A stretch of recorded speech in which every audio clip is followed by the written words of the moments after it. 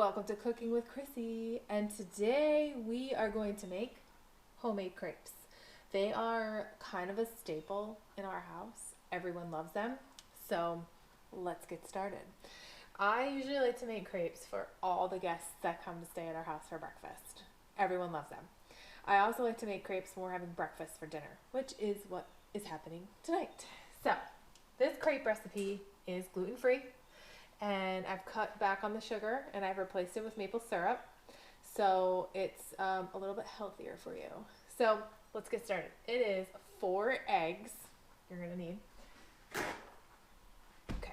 And I like to use a blender. So I like to put all my ingredients in a blender because it's pourable after it's done and it really whips up all the ingredients. So 4 eggs. Now you can cut this recipe in half if you want, if you only want to make a few.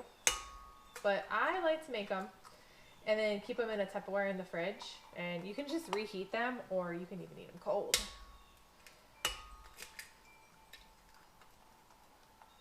Super, super simple. And you do not need a special pan for these crepes. I have a crepe pan, but you can also use a frying pan. So don't worry about it if you don't have a crepe pan. I've just made these so many times that I've used a crepe pan now. All right. So we got 4 eggs and we got 1/3 cup of butter melted. Put that in. Okay. Then we're going to do a 1/2 cup of maple syrup.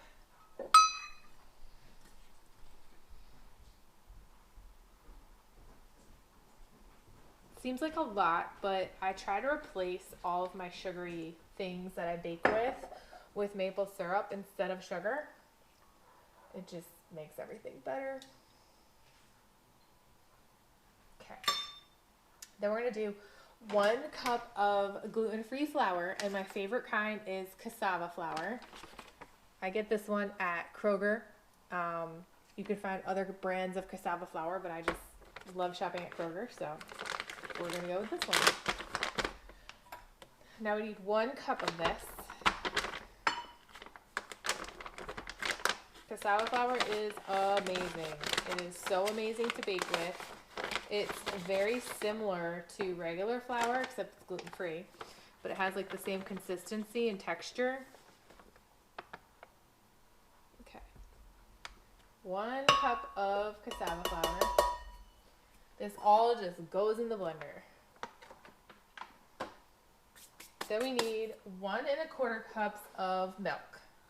However you would like your milk. I like to use coconut milk, unsweetened coconut milk from Kroger, Simple Truth. You're more than welcome to use a grass-fed cream or almond milk or whatever kind of milk you'd like. I just try to keep this as healthy as possible. 1 1/4 cup milk. I am making a mess today. Crepes are a very liquidy batter, which is what you want because you're going to swirl it around the pan and make a very flat, thin crepe. Put the milk in. And then we need 1 teaspoon of vanilla.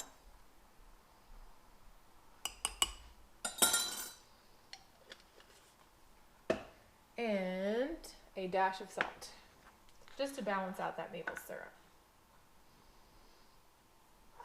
Okay, let's put the blender on and mix it up.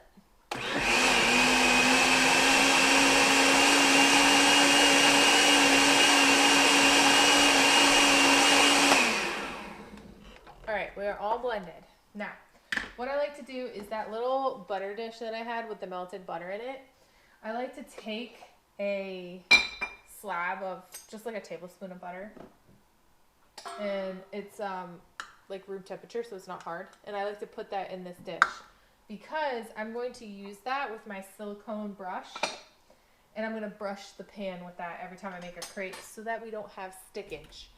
So let's get the pan heated up. This is a crepe pan.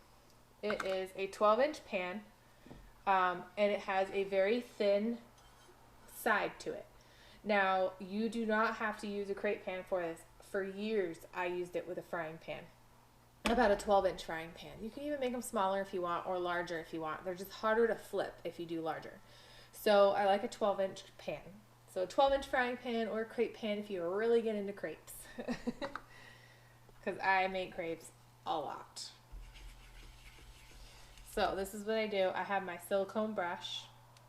And I just like to like dab it in this room temperature butter and just roll it around in the pan. Just so I can, and get the edges and stuff, just so the crepes won't stick. Can you use nonstick spray? Yes. Is this a little easier? I don't want to spray the whole entire oven when I'm working with this. So I just like a little tiny dish with my silicone brush. So let's let this get a little hot. Clean up our mess here.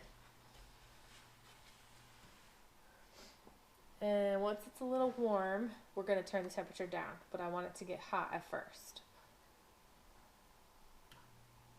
This is how you get it hot. I think it's getting there. Now the first crepe I always do, it's like the taste tester because it doesn't always cook perfectly, like all the way that I want it, because the temperature of the pan isn't perfect yet. I base my first crepe on how things are turning out. Every crepe after that is better. So everything is in this handy dandy blender, and now you can pour. And it really whips everything up to a nice consistency. And it's a very liquidy batter that you can kind of like swirl around. It's more like a very thin milkshake. Okay, so we're gonna pour a little batter into the pan. Then we are going to roll the batter around in little circular motions until all of the batter has went onto the pan. So it's like covered right there. All right, all sides. And I like to use a silicone spatula. We're going to turn the heat down now to about medium. And this is how you kind of just like take your silicone spatula and like run it along the edges to unstick it from the pan.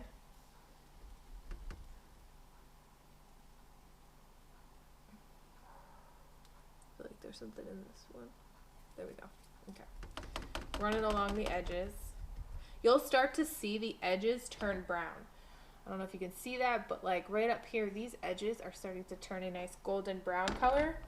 That's what you want to see. Okay.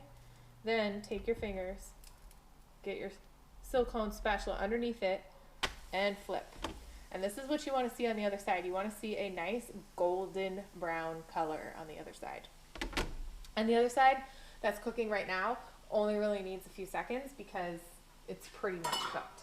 Then I just take a handy dandy plate and keep it over here, and I stack them like pancakes. Okay? So it's very, very easy. Okay. And this is what the other side looks like. Still got that golden brown color.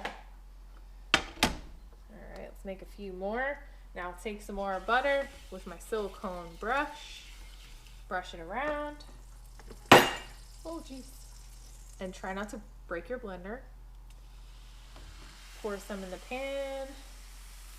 And you kind of have to work fast with this because it cooks so quickly because it's so thin. But you just want to swirl it around and then put it back on the heat.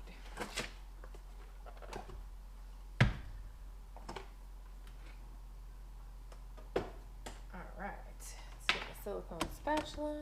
While that's cooking, I will show you how thin these actual crepes are. You can almost see through them. See how thin they are? They're like thin little pancakes, and they're amazing.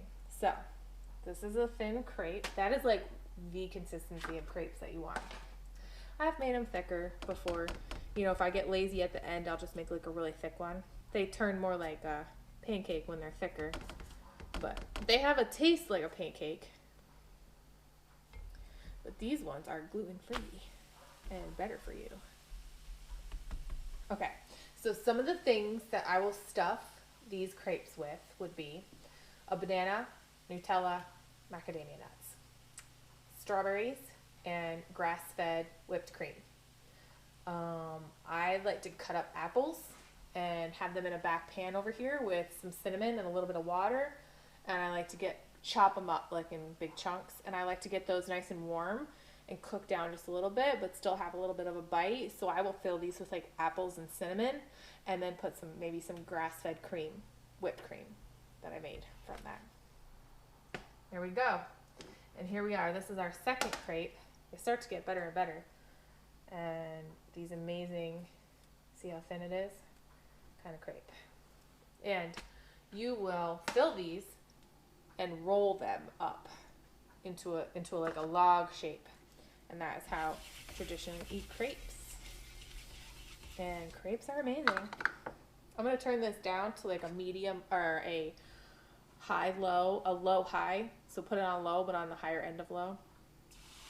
Just so they don't cook as fast.